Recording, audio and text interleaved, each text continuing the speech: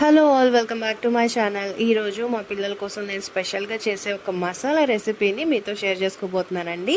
ఈ మసాలా వచ్చేసి మనం ఫస్ట్ పిల్లలకి సాలిడ్స్ స్టార్ట్ చేస్తాం కదా, 7 months వచ్చిన తర్వాత ఆ ఏజ్ పిల్లల దగ్గర నుంచి స్కూల్కి వెళ్ళే పిల్లల దాకా ప్రతి పిల్లలకి యూజ్ చేయొచ్చు.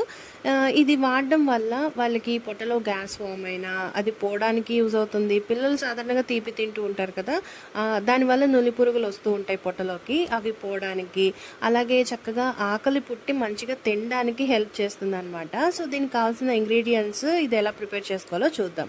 దీనికి కావాల్సిన ఇంగ్రీడియంట్స్ చాలా సింపుల్ అండి. 4 ఇంగ్రీడియంట్స్ దీనికి కావాల్సింది. ఫస్ట్ వచ్చేసి వాము. ఇది పసిపిల్లలకి చాలా పెట్టమని మన పెద్దవాళ్ళు కూడా చెప్తూ ఉంటారు ఇంట్లో. సో వాము ఒక 1 tablespoon దాకా తీసుకున్నాను. తర్వాత వచ్చేసి జీలకర్ర. ఇది గ్యాస్ ప్రాబ్లం ఏదన్నా ఉంటే కూడా అది పోవడానికి యూజ్ అవుతుంది. ఇది వచ్చేసి ఒక 2 spoons దాకా తీసుకున్నాను. తర్వాత సోంపు. ఇదైతే పసిపిల్లల కడుపు నొప్పికి వాడే సిరప్లలో కూడా వాడుతూ ఉంటారు, ఫెనల్ సీడ్స్ అంటారు కదా, ఇవి ఒక 2 spoons తీసుకున్నాను. తర్వాత ధనియాలు.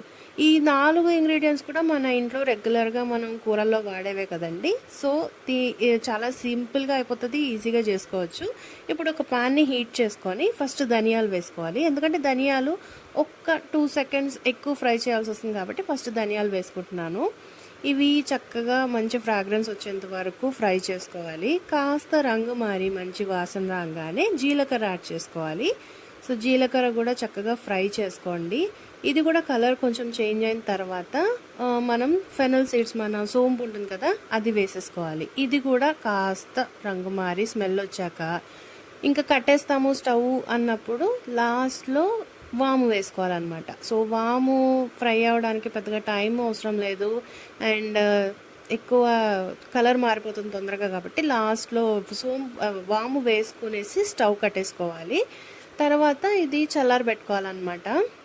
ఒక్కోసారి మనకి కర్రీస్ ఏం చేయాలో అర్థం కాదు, పసిపిల్లలకి ఏం పెట్టాలని ఆలోచిస్తూ ఉంటాం కదా, అలాంటి టైంలో ఈ పౌడర్ కొంచెం వేసి కాస్త ఉప్పు నెయ్యి వేసి కూడా కలిపి పెట్టేయచ్చు పిల్లలకి, చాలా బాగుంటుంది టేస్ట్. అండ్ 12 months లోపల పిల్లలకైతే ఇలానే చేసుకోవాలండి. 12 months దాటిన పిల్లలకైతే ఒక 1/2 teaspoon దాకా ఇంగువ కూడా వేసుకుంటే అది కూడా డైజెషన్కి బాగా యూజ్ అవుతుంది.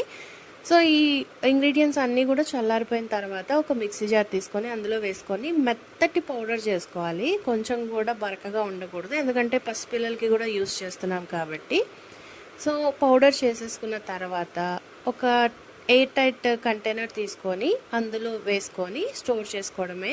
చాలా టేస్ట్ బాగుంటుంది, చాలా సింపుల్గా అయిపోతుంది. ఒకసారి మీ పిల్లలకి కూడా ట్రై చేయండి. మా పిల్లలకైతే నేను రెగ్యులర్గా ఈ మసాలాని యూస్ చేస్తాను. ఐ హోప్ ఈ వీడియో మీకు యూస్ఫుల్గా ఉంది అనుకుంటున్నాను.